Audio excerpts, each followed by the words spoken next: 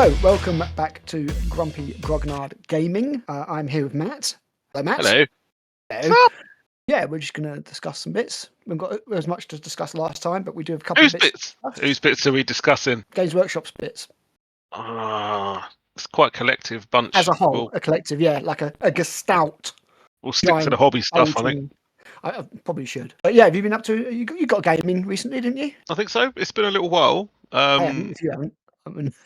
I mean, when did we last do? We last did this like the 22nd, so it's been like 2 weeks. I've got to try and think back now. Yeah, I'm sure you've had a game recently. I think I did. I think I was fortunate enough to have two games, one after the other. One was versus Gribbly Dave, and the other one was versus Farmer Neil the day after, which was quite good. So that was Neil's first game. Okay.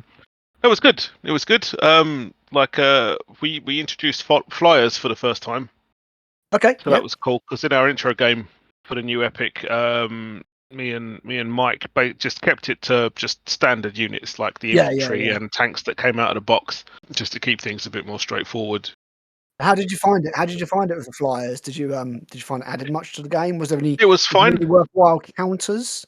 Yeah. I mean, the funny thing is, like, I see people on like the Epic Facebook groups going like, "Oh, check out my force. This is my my air assault detachment. They've got like 4 Thunderhawks, a whole bunch of like Storm Eagles and some Xiphons and stuff." And I'm like, you are gonna get absolutely bummed when people get their hands on tarantulas and Derridios with their dedicated anti-aircraft. It's good because they re-roll to hit and they've got a decent threat range of at least 25 inches. Paid GW to delay the expansion. Then. Yeah, and tarantulas at least are horrifically cheap. They're like, I think you can get 4 for 66 points. Well, it's definitely that big aspect of the game missing, isn't it? In the anti-air of any appreciable standard. Yeah, to be fair, the closest thing we've currently got is rapid fire weapons with a high volume of dice. Like the Vulcan Mega Bolter, and more specifically like the Swarmer Pod, like the new weapon that the Warhound's got out of the box, which I can appreciate, but I said the same when you get special effects that activate on 6s in 40k. Back when it had a bit more depth to it. Is that special effects shouldn't trigger on 6s if you're doing snapshots or the equivalent. If you require that 6 to hit, yeah, I agree. Because you're lucky enough to hit. The ridiculous thing about my Necrons back in 8th, the ones that give you the Forrest Whitaker eye twitch. Yeah, I'm going to start getting the twitch for the Tesla. You'd hit on Overwatch on 6s or 5s if you will be done it, and then it still triggered the Tesla. It's like yeah. And it's like psych. And the funny thing is, like, I think it was maybe 6th edition that actually got fact out. So that Tesla and special effects. They did change it eventually, so it needs to be a natural 6. So that I will be done thing didn't work anymore. But I don't think they've ever made it so that, because at the end of the day, a 6 rolled in Overwatch is still a natural 6. So I don't think they've ever made it so that the way that you're firing or the phase that you're firing in, because they'd have to put something in like, if you roll a 6 to hit in the shooting phase, this happens, and then that would eliminate the Overwatch aspect, because Overwatch is always done in the movement phase. So I mean, at the moment, I don't think it's going to make a lot of difference for Legion Imperialis, because only have half the game at the moment. So yeah, pretty much. Only half the game is balanced against half the game. And while we thought the other half of the game was coming, which would be artillery and fast attack options. Yeah, Vanguard stuff. That's right. Which confusingly has the Crutch Terminatus Elites icon. That was really odd. Like when they were doing all the preview stuff, and they were like, "Here, Vanguard units with like an elite symbol," and I was like, "Oh, Terminators!" And it was like, "No, Terminators are support." Yeah, it's going to be the faster guys. Sorry, that's fast attack. That's going to be the Vanguard stuff, and it's like, why have they got a Crux icon? The Crux Terminatus wouldn't have been a thing during the Heresy anyway. No, I suppose not. Because the Crux Terminatus came around after the Emperor was killed. Yes. Yeah. Killed. So spoilers.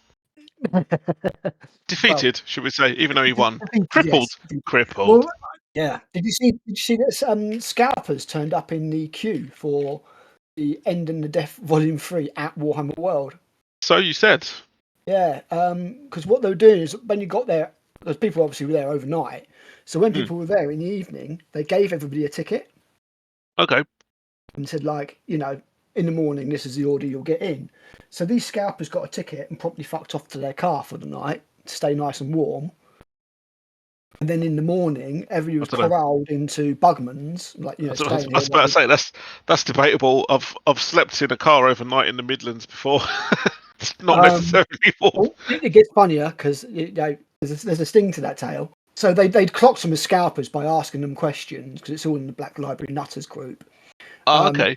so they've been like, sort of quizzing them, as it were, and getting some really, really dodgy, vague answers. Like, Yeah. there always seem like collectors' questions and things like, oh, I like collecting this kind of thing and stuff. And the fact that they were then posting pictures in a scalpers Discord server, and saying where they were in the queue and everything. But basically, in the morning, everybody got corralled into Bugman's. Yeah. And these two scalpers managed to get in ahead of everybody else and get their books and leg it, Ah. even though the staff had been told, like, oh, these are scalpers and stuff. And there's not much the staff can do at the end of the day. They can't really refuse a sale, I suppose, without it all kicking off. So these two scalpers, and thankfully only two got their books, but it meant two actual readers didn't get it later in the queue. Yeah. But then the scalpers had to call out the AA because they'd burnt out the battery by using the heater all night. So, Justice. yeah, tiny little bit of karma there. But I mean, well, it's quite funny actually because, like, if they're giving out tickets the night before and that affects your order in the morning, I mean, fuck me, I could have just turned up at night, got a ticket, gone home, had 5-6 hours skip, and come back in the morning. I'm not going to because I'm not scalping scum, but it seems like a little bit of a weird way to do it. So yeah, At that's least all they're trying done to now. do something. Yeah, I mean, yeah, it's better than nothing. It's not a. I would hope that as time goes on, GW have a better solution because when they get the books back on sale, just like I said they would, because they told the scalpers exactly when it was. Apparently, the scalpers were able to bypass all the verification and all the bots and everything like that. All got in and got a load of books, so it was almost completely pointless. Which shows you just how shit their website actually is. The fact that it was just completely overrun by this. I don't want to say cyber attack, but a demi cyber attack. An attempt to try and bypass all the systems. So yeah, we'll see if they learn. There's not going to be anything like the Siege of Terror series for a little while, I would imagine, in terms of limited edition and the because it's a 12-book series, so it's the 12th book. Everybody wants it. They know everybody wants it. So it's going to be crazy expensive. Not like when a new series starts. A lot of people I don't think will bother trying to get the limited edition because of what happened this time. And personally, in my opinion, it's a mugged game anyway because you're going to end up paying that much for the books. So yeah, we'll see what happens going forward. Getting back to Legion Imperialis, it was supposed to go on the Great Slaughter. Was supposed to go on pre-order last week, Yeah. or Speaking of it said in Titan Death, January. I said in January. fail. And it's not happened, and they then put out a article about a new Horus Heresy expansion, which looks pretty cool. That'll be bringing in, unfortunately, not mechanics models or anything like that, but at least I think it's Black Shields, wasn't it?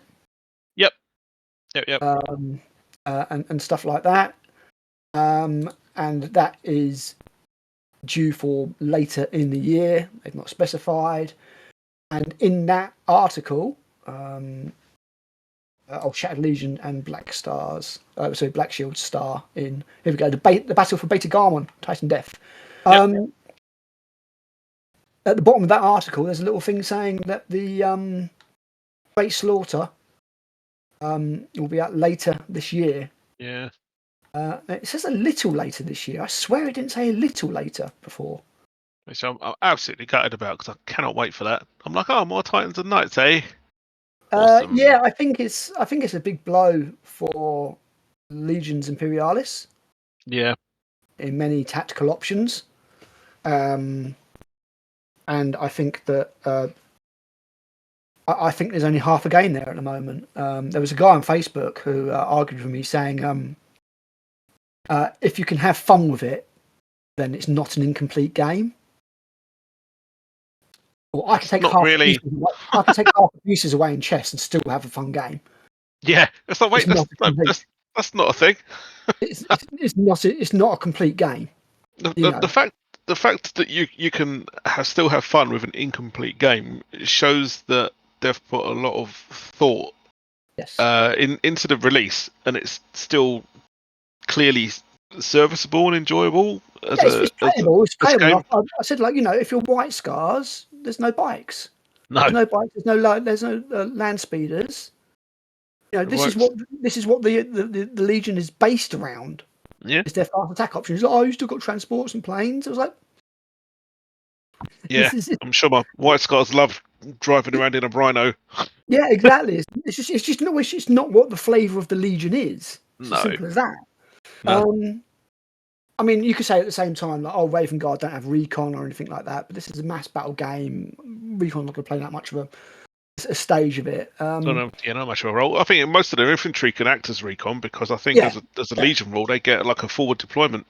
yes, that's right. Yeah. So That yeah, includes that includes tarantulas I because think it's they're infantry, and that's going to mess up a lot of people that run a lot of fly lists. I think it's a big miss. Obviously, GW are never Forthcoming. transparent or open or forthcoming regarding the reasons behind this. It could well be related to all the issues going on in the Red Sea at the I moment with reckon. shipping, Yeah. Yep. and the fact that they've all got to go through it around Africa. Yep. Oh, But it's clearly that. that would only add a couple of weeks onto the time it takes to get something. So it could be that they've decided, because of the delay in that, they're just going to release that and the Horus Heresy thing together. Yeah. We don't know the way that GW works or thinks or lack of. Yeah. I mean, the thing is, you don't know what knock-on effect that kind of delay is going to have to the rest of their logistical chain, or even the rest of their production and releases that they've kind of got Yeah, it shortlisted may well be for that they've release and stuff. decided that's delayed, so cool down the forges on doing the Legion Imperialis stuff and make something else instead. Yeah. They'll I wish be. they'd make the fucking models that we've got rules for. Like we've got. Well, yeah. I mean, you've got stuff in the book that's not been released. Yeah. Yeah. That We've will have got more tactical options, and all you're doing in if there's rules for it and not the models, all you're doing is basically saying to people, 3D print your stuff. 3D print stuff. Yeah. I mean, I don't Get the 3D print necessarily stuff. agree with that. If Games Workshop provide a miniature for it, then you should at least support them for doing a decent job. If you can't buy it, If you if you're can't going to buy 3D it, print, then yeah, exactly. That's so fair enough. if GW make it so you can't buy a tarantula, People's going to make them. people's going to make them and sell them. And I mean, what I doubt very much it would happen, but what I would do if I was GW is I'd basically turn around and say, look, here are the rules for the units from the book, and here's the models. So we're still releasing the wave when we intended to. Here's the free rules. Just the bare bones rules for the units so that you can use it in your games. So hold back the Titan thing, hold back the the separate Titan game they're doing and everything, but don't leave the game incomplete for so long that a load of people get fed up with it and they're like, well, everything gets delayed for this game, so I'm not going to kind of support it. Do you know what I mean? Yeah, exactly. They could very much kind of like, well, if Games Workshop can't be bothered, then why should I? Yeah, basically. And especially when they've shown off all this stuff. Yeah. And it was shown off sort of way back in June. Yeah, months ago. I mean, the thing is, like, because Games Workshop get all their card and printed stock done from China and shipped over, that includes boxes as well. So, if they can manufacture sprues and units and bases until they're like blue in the face, but even if they do, they technically can still release their instructions as PDFs, and they can stick they can stick the sprues into the white boxes that they do, and just release those. So they can shift the stuff if they really want to. Yeah, Is it a case of that they've something else is selling better, and they're like, okay, we'll do this in the meantime? probably. I mean, they've still got codexes in the works for 40k and AOS, so those two will always be pretty reliable sales, I think. So they'll probably just relying on those and just going like, meh, we'll just bring those forward a little bit to fill the gaps that this has left, and we'll fuck around with the more specialist game stuff later on. It's a nightmare because you've got to imagine that the specialist games department are under enough pressure as it is. Must be doing their nut. Release our stuff. What the fuck? With one thing, it's a niche, really niche. Secondly, specialist games themselves have made fuck up after fuck up. Is that everything is working against them? Yeah. I think they've not had the best time with this release. I mean, they've done a quality game. Like I've played 4 games now. I've loved it. Like I love the models. The big box is a decent box, I think. Like I mean, I even bought a second one just for the marine armor and infantry as well, so that I can field more. Well, basically anything that's not an HQ or a tactical marine. Right, is that for sure? Yeah, and then I'll just shift on the rest of the stuff for like 25 quid each or 20 quid each and just stick it on eBay and just be like, well, yeah, probably the infantry for them, because I don't really. I think if I'm gonna look at fielding Solar Auxilia if I'm taking a break from doing my Dark Angels, or if I'm playing against a mate who hasn't got around to doing enough stuff to field an army, and I've loaned them my Dark Angels to supplement the stuff they do have, then I'll probably field more armor. So because it's where they're strong, and marine armor isn't particularly great because marines aren't exactly an armored force. They're supposed to be getting quick, smash up important shit, and then leave. I think that's pretty much a decent description of what Marines are supposed to do. They're like a mobile naval force. They turn up where they're needed, they do the job better than everyone else, and then they leave and go to where they're needed again. But yeah, so yeah, I'll probably shift on like the rule book and that kind of set with like the whippy sticks and the dice and the templates and everything. Yeah. And the rule book, yeah. Yeah, so I'll just shift them on as one thing, and then probably the Solar Auxiliary Infantry as another thing, and the Warhounds as well, because I don't need more than what I've got. I mean, I've already got Warhounds to move on. I'm like, I don't need 8 Warhounds. Yeah, I mean, like I said, I've got 6. I mean, I've got 4 up in the cabinet at the moment. I've got the 2 on the sprue from my original box for not Age of Darkness, the fucking Legions Imperialis. It's because the 2 boxes are right next to each other. I just turned around and looked, and Age of Darkness was closer, and I was like, Age of Darkness, and I'm like, no, not that, Div. Yeah, I don't need a 7th and an 8th Warhound. So I'll just shift on. I'll get a chunk of the money back. And it's fine, but it just baffles me as to why Games Workshop haven't released the models that they've got rules for in the book. There's like tarantulas, there's rapiers, there's Leviathan Dreads, there's Derridios. There's a whole bunch of stuff. Yeah. They even haven't released the fucking armor from the box. It's like no Demon Russes, no Sakarans. Yeah, it's bonkers. It's like what are you doing? Beggars belief, really, doesn't it? Yeah, it's like, look, you did your initial release.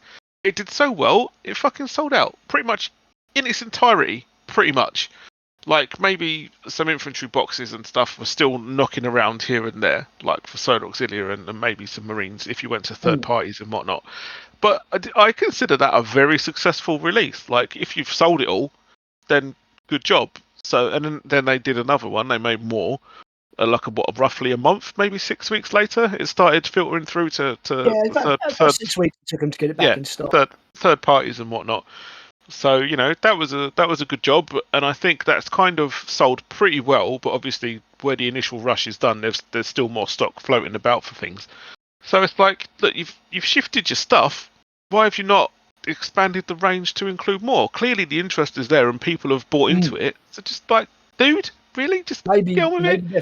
Maybe they're thinking while we keep the range restricted and people need 3,000 points to play, maybe they'll keep luck buying on big that stuff and we boxes. can double dip them later kind of thing. I don't know. Yeah, Um, it's just baffling to me. Like, what would go a long way would be if they just explained what's happening. in fact, the Like, communication. all I need to do is like nothing massively And the thing is, specific. if they was to turn around and say, look, due to events going on in the Middle East, these products are delayed. There's not Yeah, one person on the can planet, hold it against them. even the most saltiest of fucking nerds and neckbeards, would not turn around and say, "Oh, you wankers." You know what I mean? Yeah, Yeah, it's bizarre. It is bizarre. The lack of communication, whether or yeah, not it's due to them not wanting to have an image problem or anything like that. But as I said, nobody's going to blame them if they turn around and say that, you know. yeah. But the lack of any wording and just literally saying, you know, like there wasn't even an article about it. No, It was just at the bottom of the Horus Heresy one. Just said, yeah. "Yep, it'll be Just a out little line. later this Sorry, this is going to rock up later, and it's like, year." Yeah, and it says a little later this year now. I can't remember if it always said that or if it actually just said later this year originally. it's like, come on, Um, like just fess up. Like, you know, you guys have had warehouse issues. Apparently, their move to their new warehouse went disastrously. I think it was mentioned in like the painting phase. You know, I think I also heard that they've opened in like a new production facility somewhere around Nottingham because they basically hit their production ceiling yeah, they are. Yeah, at the they Lenton can't plant. actually produce anymore physically, and they need to. Yeah, yeah, they don't have the capacity to do as much as to keep up with demand as they'd probably like. It's like, look, so yeah, it's like, look, just there's that, and you've got issues with your logistics chain, like, you know, events abroad have affected shipping. Just say, like, Yeah, these are not things that you could have, you know, easily avoided or overcome. Some of them are entirely out of your hands. Some of them are just, well, you know, I don't run a warehouse. I don't run any production facilities. I've never worked in any. I don't know what kind of foresight you'd need to overcome any issues like that, but they must be pretty significant issues if they are having trouble producing stuff to get stuff in stock. And also, when you order stuff on from their site, they've got a 2 week running period, like before they start releasing stuff. And yeah. even if you bought stuff that was in stock, there was still like a week delay before they shipped it out, and they never used to have that. No, So no, it's like they've, they're having some significant yeah, um, significant issues. issues, I think, regarding production, regarding you know, logistics. It'd be nice if they just turned around and just told us what the hell was going Yeah, on. it's like, you know, we get it. You can only do what you can do, right? With what you got. If you have trouble getting stuff, if we get it, you know, a little bit of transparency wouldn't go amiss. Given that, you Yeah, know, we want to give absolutely. you money, at That's least, never you know, been their show us some forte. respect. Yeah, Which just is one thing that, to turn around I mean, and say, look, you know, in the meantime, to tide you guys over, here's the because it was one big pack. It was the dreadnoughts, the Leviathans, Dorados, and artillery all in one yeah, pack. that was it. Yeah, it was them. It was Release them, the that, tarantulas and the rapiers. That's like release that literally the lot. unreleased models for Utter, Marines. Just get utter it done. Lehman Russes that we've already seen. Yeah, that's the baffling thing. I mean, I would say they can't ship them out because they haven't received, you know, the boxes for the units and stuff and the instructions from China. We know they have because we've But seen the box. we've seen a literal box for Lehman Russes get All this sold stuff on is eBay. sitting in a warehouse. All this stuff is sitting in a warehouse, and Yeah, they should just get it out. just They should just get it out and just be do you, like, look, I don't care what was do you, supposed to come out this week. You know, shoehorn in a week of Legions Imperialis, it will sell. You yeah, know, um, definitely. at the moment, all you're doing is basically opening people to scalpers.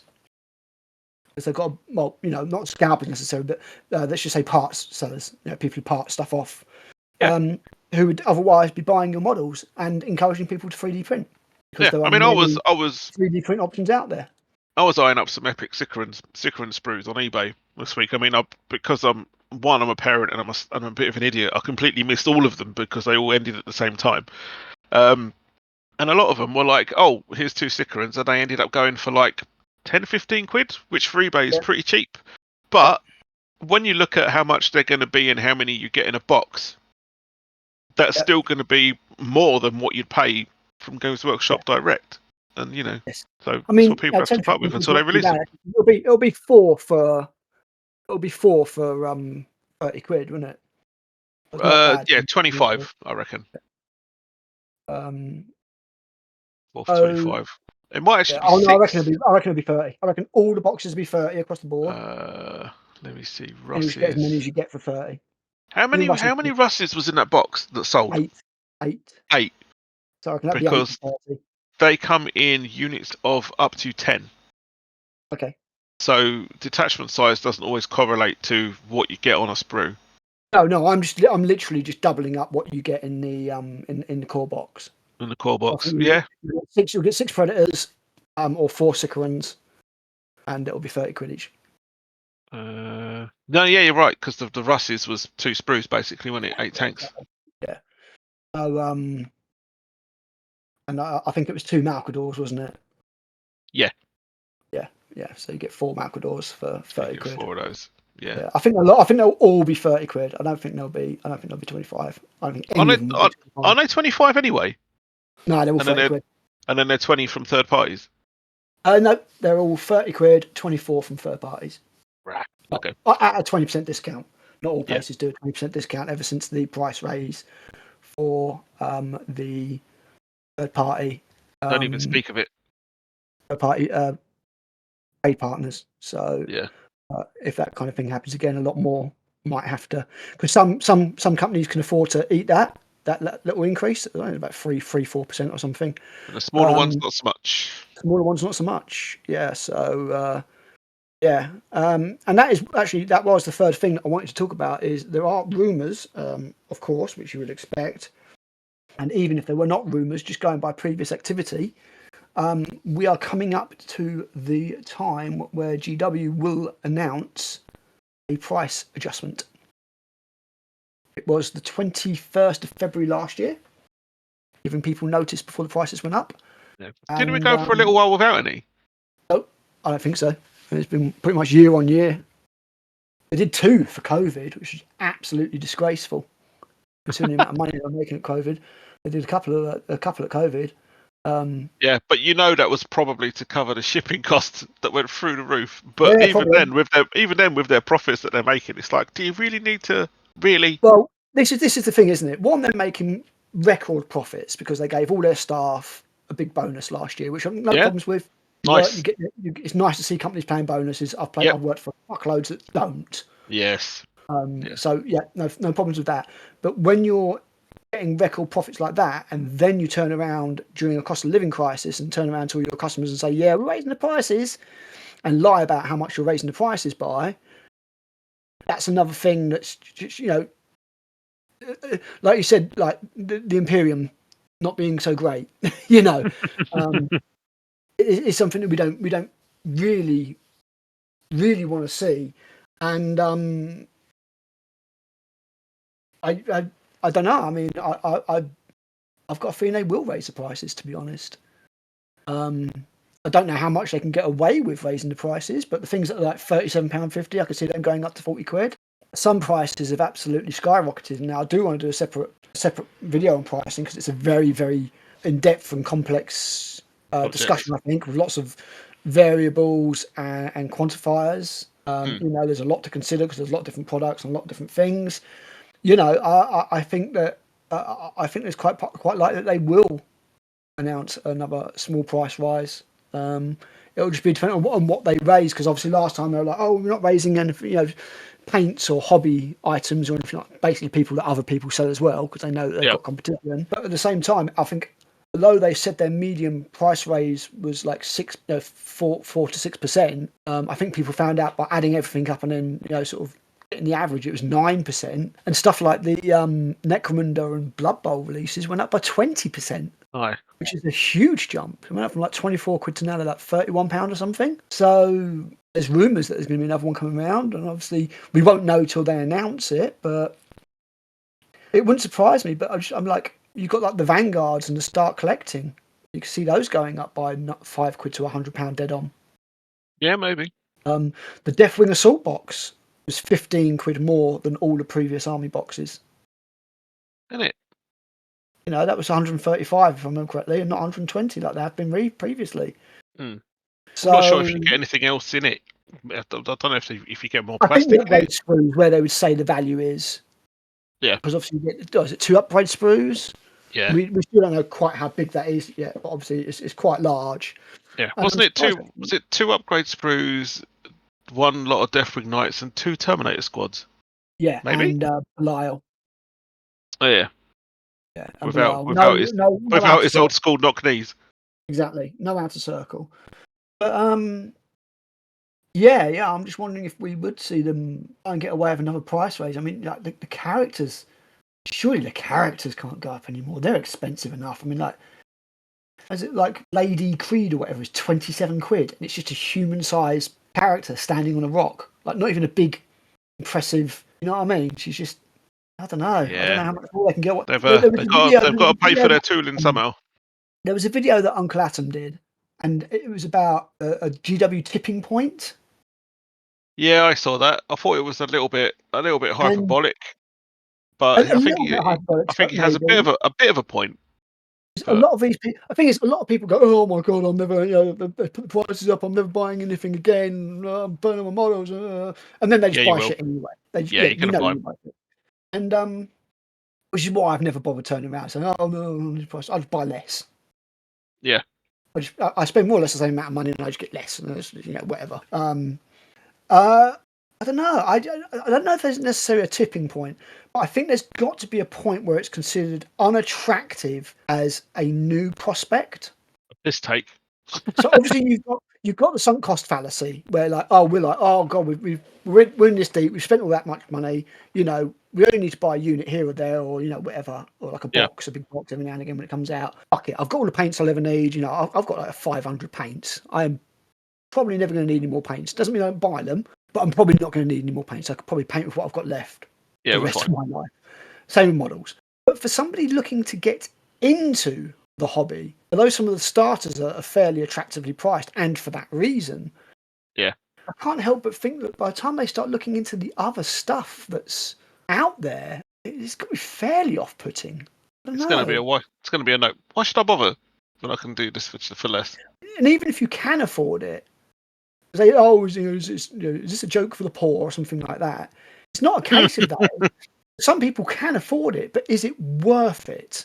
Yeah, Is it, it's a case of perceived value. When you look at some of the other options out there, and we will be looking at the other options in our in-depth pricing video that I will give you a lot of homework for, is it off-putting to a newcomer? And you've got to think that sometimes it would be.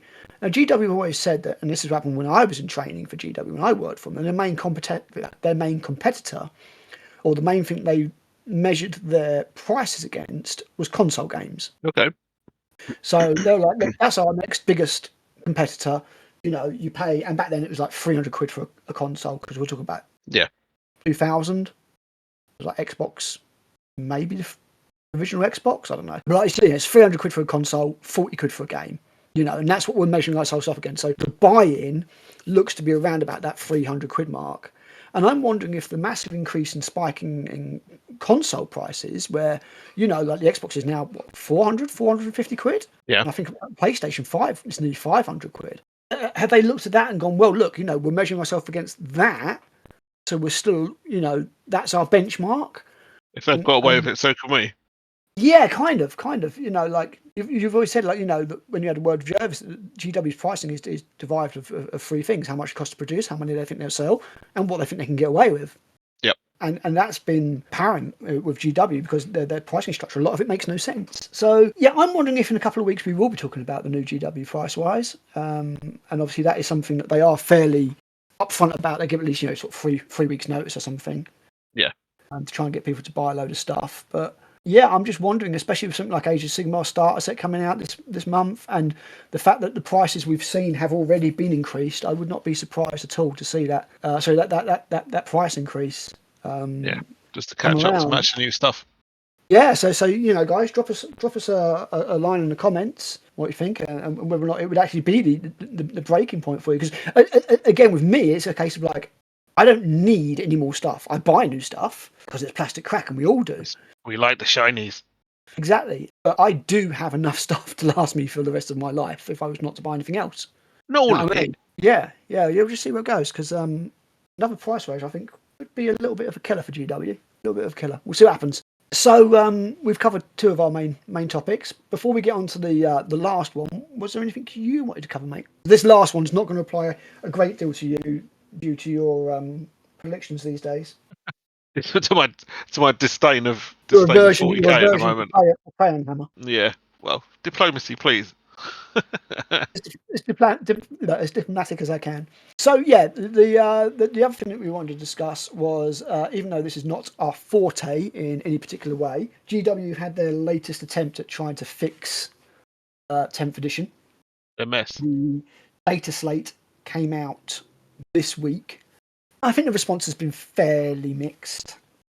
Some things have been forgotten about altogether. Some things have been overzealously nerfed, and they've not made any changes to the core rules at all. So game is still fundamentally the same, Yes. which in my opinion is a big problem. There are still no war gear prices. There are still no, weapon prices or individual prices for models or anything like that. It's still, in that way, it's still exactly the same game. There is still no reason not to give all of your Genius of the Occultists hand flamers. Yeah. There's no reason not to max out the war gear or the weapons options on every model that you own. Yep. Which for me is just a very massive, boring, lazy problem for the game. Lazy and boring. Yeah, it's. They say it's giving people choice. I say it's the reverse of that personally. I think it basically it encourages everybody to do what the meta choice is. Yep. Because obviously the choice beforehand was like, okay, well, I could either have everybody with las cannons, or I could get an extra 2 people in that squad. You know what I mean? Yeah. Whereas now it's like, well, your squad's is fixed sizes anyway, so it makes no difference. Yep. And the weapons are all the same price. So yeah, go nuts, have whatever. And I'm just like, that's a bit like shit. You've made everything less detailed. Yeah. And it's like, thanks for that. Like that's some of the stuff that we got enjoyment out of. Yeah, a massive part of the granularity. And as I say, list building is just absolute wank now. Yep. I cannot even. Absolute bollocks list building now. Yeah. I literally just as I said, when the Tyranids came out, put a list together, and it was soul crushing.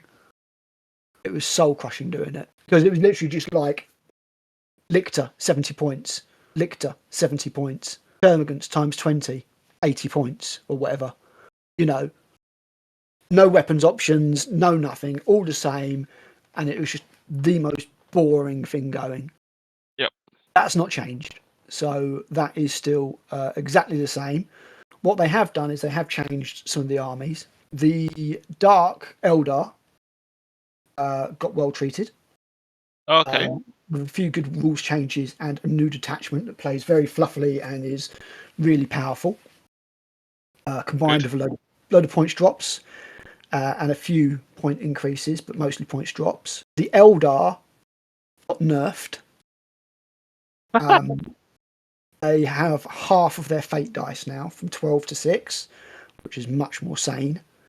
And a few price ranges and a few more changes to stratagems and things like that. And I think it was Tabletop Tactics I was watching, was saying that one of the problems with GW is they tend to do all these things, based off of the competitive scene. So you're punishing people that don't play competitively. Yep. Hello. The other problem is, because you're changing the unit as a whole, or punishing the unit as a whole, you're punishing even more the people who don't take the most powerful weapons. Yep. And this appears to be what happens to the Eldar. So it's like, okay, not only have you lost half your fate dice, and you've had these stratagems changed, and you've had these restrictions placed on you, you've had points increases as well. So that if suddenly it goes too far, and now the Eldar are too weak, which I doubt, but say they were, GW won't know which of the changes they've made has been a change too far. Yep. I really wish that they'd adopt a beta. I mean, we were all playing. Anybody who bought 10th edition was playing a beta anyway. They just didn't know it. I really wish that they would adopt a policy of beta testing. Hey, look, these are the changes that we are thinking of making to the army. Use them if you want, or use what the current rules are, because these are just being tested, and please give us feedback. And then what that means, it means that GWA get feedback from people that are not competitive players. Because at the moment, all GW gets is its feedback from tournaments and official run things. Look at what armies are winning the tournaments, and then the armies that have got a higher win rate, they nerf, and the armies that have got a lower win rate. So I You're don't right. think it's. I don't think it's a. I don't think it's a good way of doing things. I think they should just test their fucking game better. Yeah.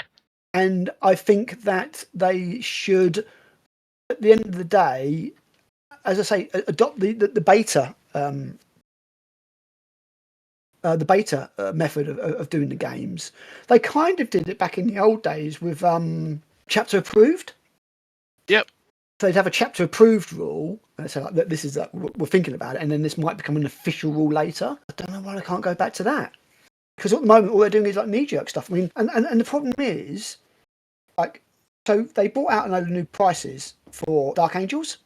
Yeah. Points costs. Sorry, not prices. Points costs. Those points costs are based off the index that's out at the moment, because people technically don't have the codex. Yeah. But people are going to start getting the codex next week. So, what? What? And you can tell because there's points increases for stuff that's not in the codex that they've taken No. away, like the Dark Knights, the Deathwing Knights Command Squad. I think it's just Deathwing Command Squad in general. I think is gone. Maybe it is that. I can't remember. Yeah. So yeah, that's very odd. And the AdMech, who are also in a very bad place, no help for them. They weren't touched in the. No. They weren't touched in at all. the Dataslate. Neither were Necrons, not touched in the slightest. Apparently, Necrons run the LVO. Yeah, apparently they're quite strong at the moment. Chaos Knights, I think, got a load of points drops. I mean, it looks like, in general, a lot of stuff's got points drops. Space Marines have had absolutely crap loads of point drops. And a cynical person would say that that's just GW trying to tempt people to pay with more models. Yeah, I've never liked this format of doing things anyway.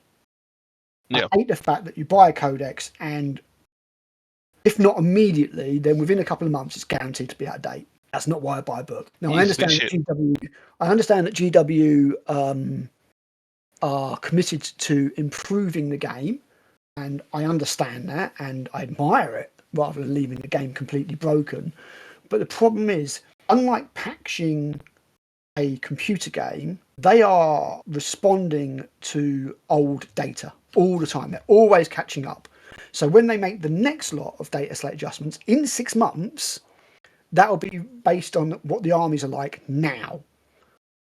The Dataslate they've just released is based on what the armies were like 6 months ago, because obviously they're working on this as a work in progress, which is why the AdMech had no changes, because they've got to wait and see. And the AdMech Codex came out, 2 months ago? When did we see Mr. Maybe? I don't know. Ultimate Steelboy? I think it was a couple of months ago. Well, yeah, him.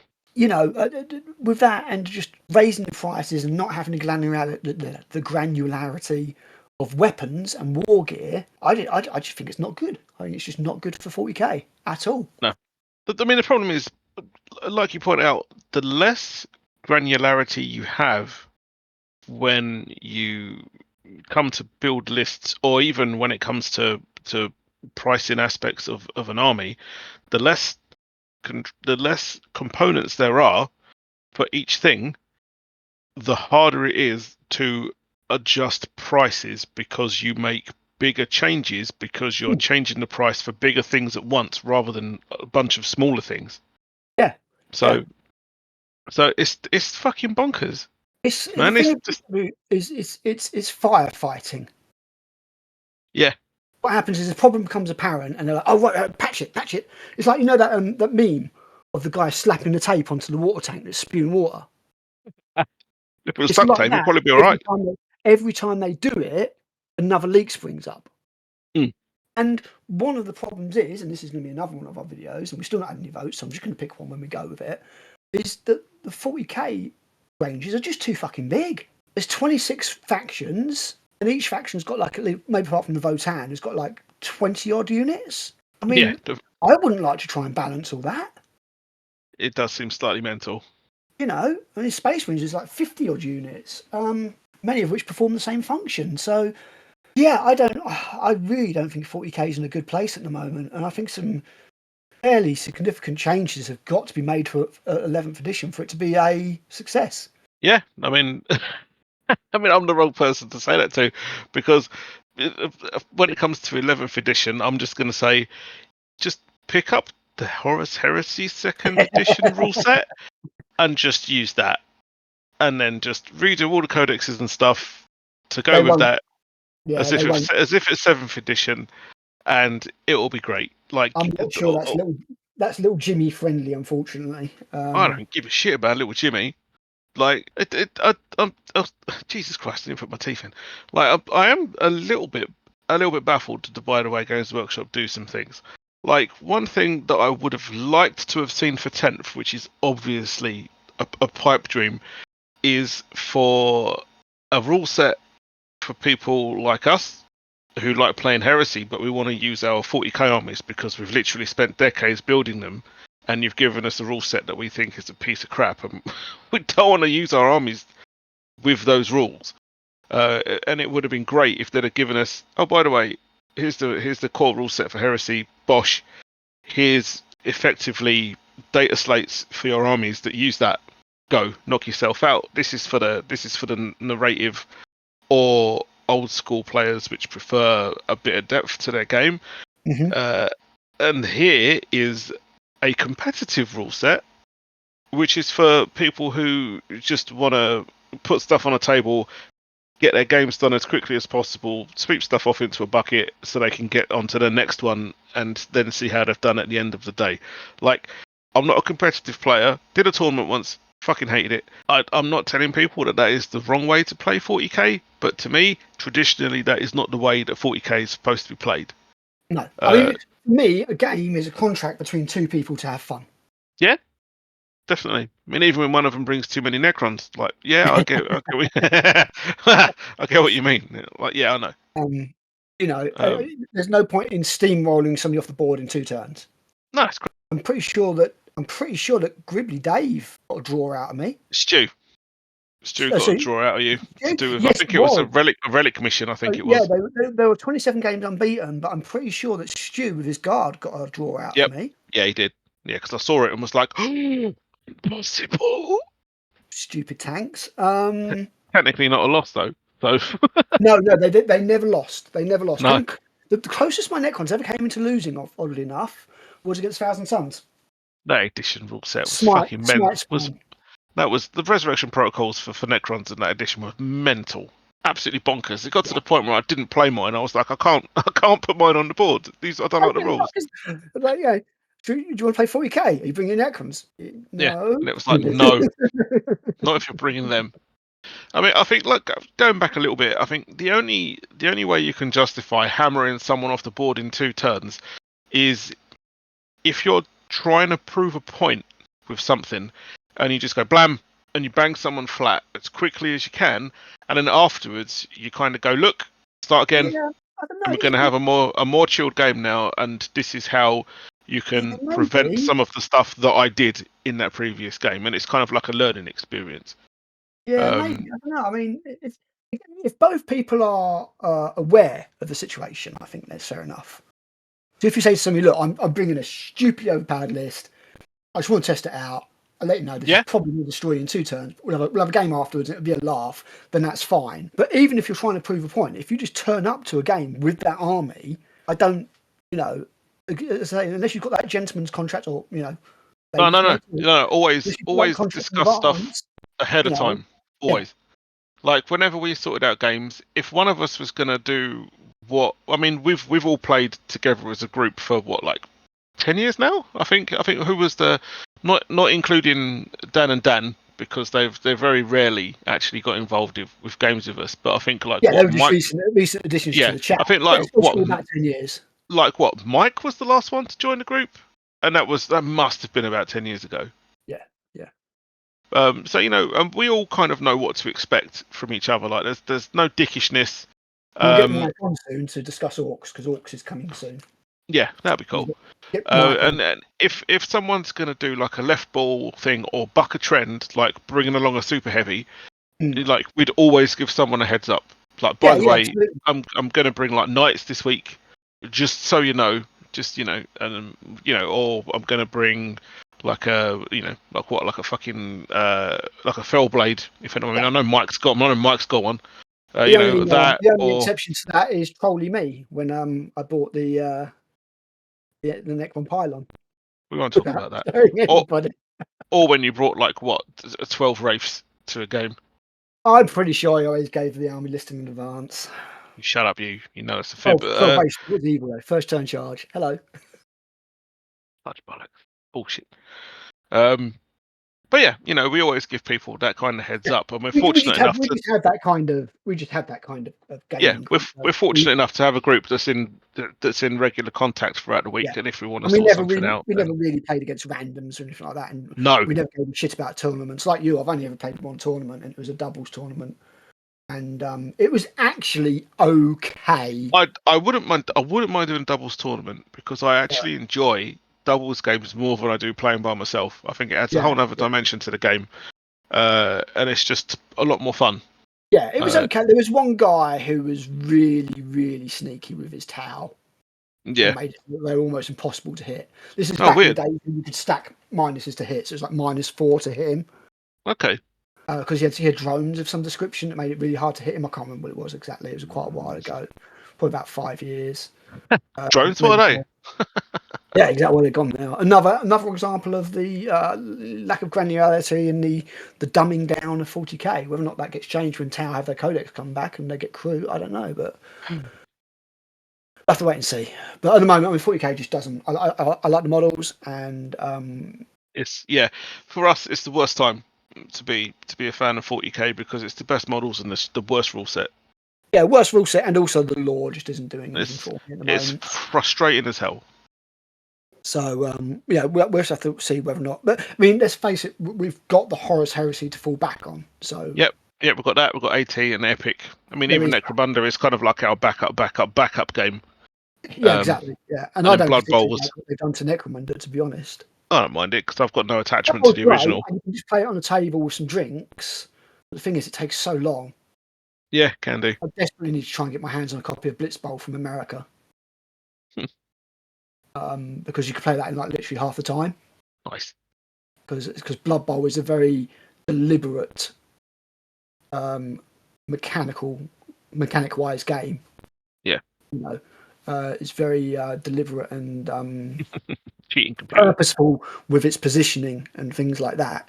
It's probably the most tactical game that Games Workshop make in many ways, but it's not fast paced at all. Games of Blood Bowl can take hours and hours and hours. Yeah. So I'd like to get hold of a copy of Blitzbowl, but yeah, the Dataslate doesn't seem to have alleviated a lot of people's issues with a lot of stuff that was going on. As I said, AdMech had been left out. So high and dry. I think Tyranids had a couple of drops and a couple of increases. Definitely went up. Tyrannofax dropped by 40 points. And one of the problems with GW, I suppose, is because of the way the company is, you never know if a change is being made purely for balance or just sales to get people to buy more of it. You know what I mean? Yeah, or sales. Yeah. And that's one of the problems with it is a lack of faith, I think, to a certain degree, because like most of the dirty companies out there, and to be fair, it's the only way you can really run a business is their sole aim is to make profit. Yep. But then that's always going to be there in the background. Has this change been made for the game's sake, or is this been for the shareholders' sake? And I don't know the game is always at the front of GW's thoughts. The health of the game over profits.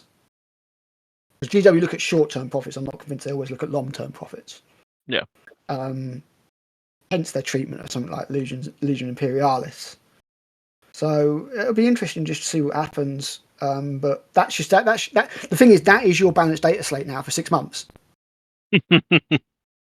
So yeah, if you don't like it, tough. Your Dark Angels didn't get a boost. So that codex that people are already saying is shit is still shit. Not my Dark Angels.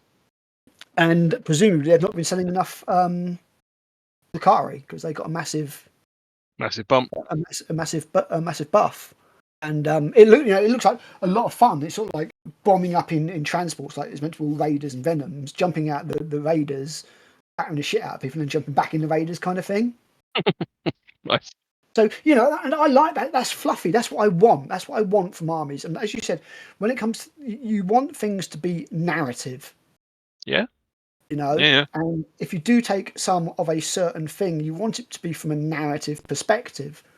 So, if you had 100 scouts in your army, like, well, narratively, this is just the 10th company, for example. Yeah. And I'm not sure that all of the armies in GW allow you to do that, especially with this detachment thing. It's almost like it seems like Formations with another skin. And Formations was the only thing I really didn't like about 7th. I loved 7th up until Formations came in. Same. And then Formations basically just turned into a buy these models and win. Yeah. Yeah, that's pretty much it. Tau specifically, which was a shame because I loved my Tau. Yeah.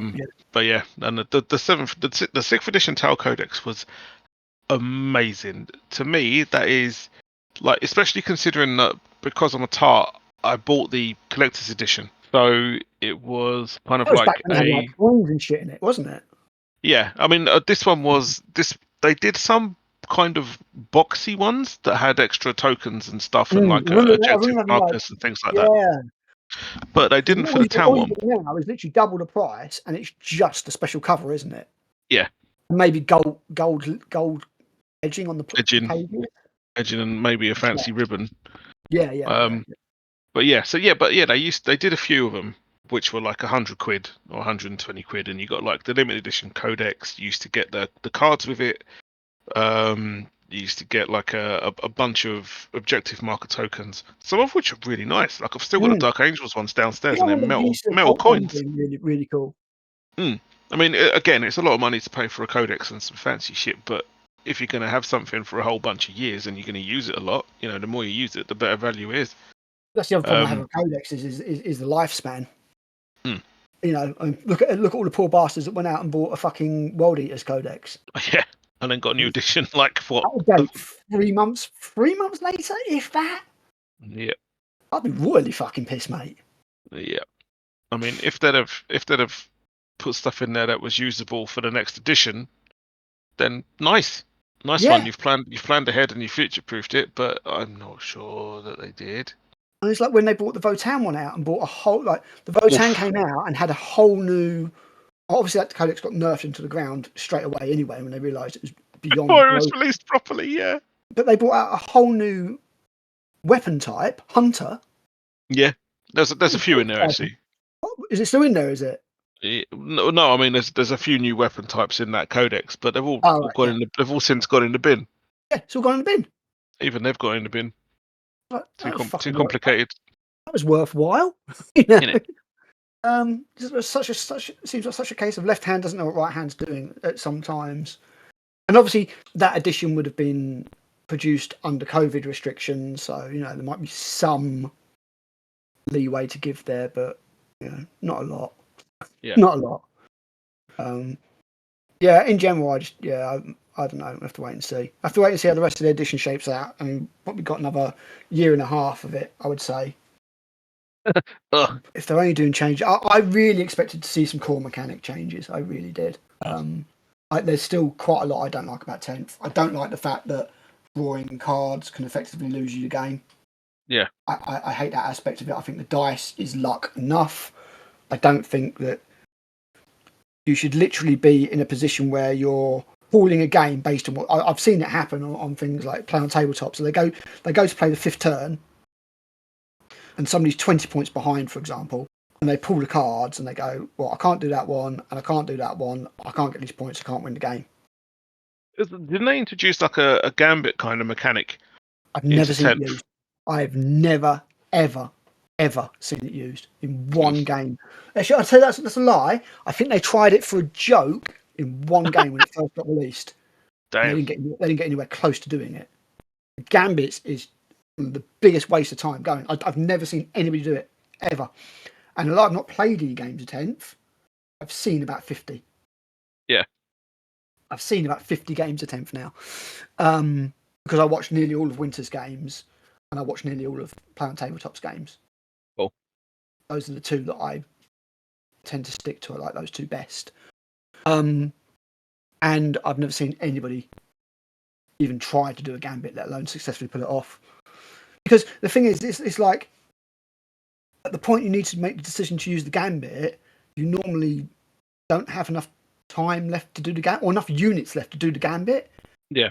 Because it's so sweepy models off of the table. To say you get to like turn 4, or turn 3 or 4, I can't remember which it is, and you decide to do a gambit, yeah? And the gambit says put a unit in each corner of the table. Well, you might only have 3 units left. It's like, well, luckily for you, I'm playing on this new edition's triangular table. That's fucking pointless, isn't it?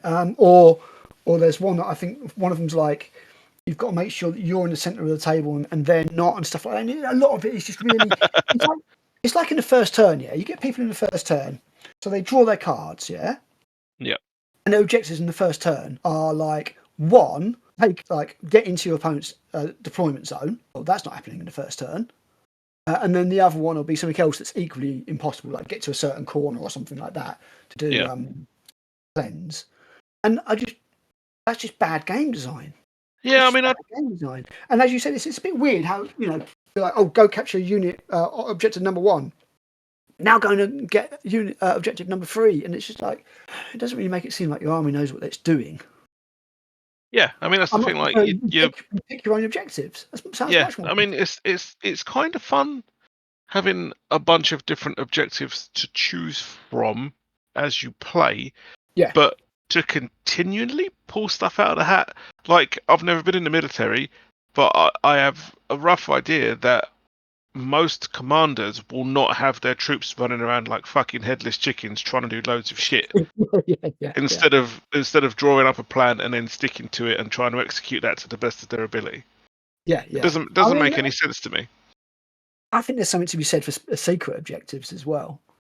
I mean, that's kind of okay, because if there's shit going on the battlefield, then the enemy commander may not necessarily know what some of your guys are supposed to be doing or what their objective they're not is. supposed to, are they? That's the whole idea. Yeah, and then, I mean, some objectives are going to be obvious. Like, we took this, and you guys got to take it back. Paint and things like that, and it adds more tactical stuff in. Yeah. So, like back when you played 2nd edition, you had one objective and you kept it secret. And it might be assassinate, it might be witch hunt, so kill the psyker. And because it was secret, your opponent never quite knew what you were doing. Yeah, it might be blow the ammo bomb, it might be this, it might be that. And yeah, it was really good because you could do feints. You could be like, right, okay, why is his army all gone over there? Fuck, I better go and focus over there. Forgot about these infiltrators over here who are off doing the mission and stuff. Yeah. In the meantime, this land speeder with a multi-melter. Exactly. Yeah. Up the flank. And you could play mind games and get them to expose their units and be like, okay, well now I've got a clear shot at your leader and stuff like that. It just baffles me that 10 editions into the game, this is what we've got, and yeah, I wouldn't choose to play it at the moment. I really wouldn't. That'd piss me off so much if it's the last turn, got no command points left because you've used them during the game. You don't get many now, and you turn over 2 cards. It's like, I can't win. That's it. Game over. Yeah. That would just piss me off so much. So yeah, I don't know. We'll see how it's absorbed, but a lot of people are like pretty mixed on the Dataslate, and as I said, we're not really the people to sort of to cover that kind of stuff. Our Specs Tactics has done a much better job. Yeah, I mean, he kind of gets, that's pretty much his only job, but he does it really well. He kind of knows the game inside and out and stuff. Yep. We can only talk about the reception to it and how it makes us feel. And if they want me to play 40k, they need to basically make a slightly different version of the game. Yeah, I think I've pretty much laid my cards on the table when it comes to that. They need to come out and say, basically, look, the 40k at the moment is obviously designed for competitive players, because no matter what they say, it is. That's how GW does all of their balancing now. It's who they target the game towards now. Yep, they're like, we've got all the money out of the narrative people and the people who played the previous editions. There's a whole bunch of people over there that we haven't rinsed for cash yet, Yeah, so yeah. we're just going to aim at them Well, instead. And the rest of us are like, what the fuck? Thanks very much.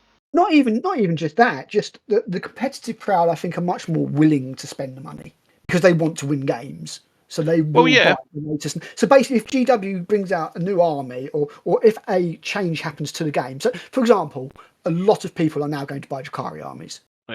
Raider sales are going to go up through the roof. Venom sales are going to go up through the roof. Incubi are going to go up through the roof because you can now put an Archon with Incubi, so you can buff that unit really well. That's what the competitive scene does. They buy armies to win. Somebody else quite often will paint it for them, and they just want to play the game, which is fair enough. But there's a whole other side of the hobby that GW is neglecting, and I just like them to say, look, I mean, fuck me, just bring out a supplement, narrative play. Yep. I'd buy it. I'd actually buy it. I would Yeah. actually buy it. If it said, look, this supplement comes out and it brings back narrative play and it brings back war gear points, different missions, Points per model. and that kind of stuff. A Force And then Orc. I'd be like, yeah,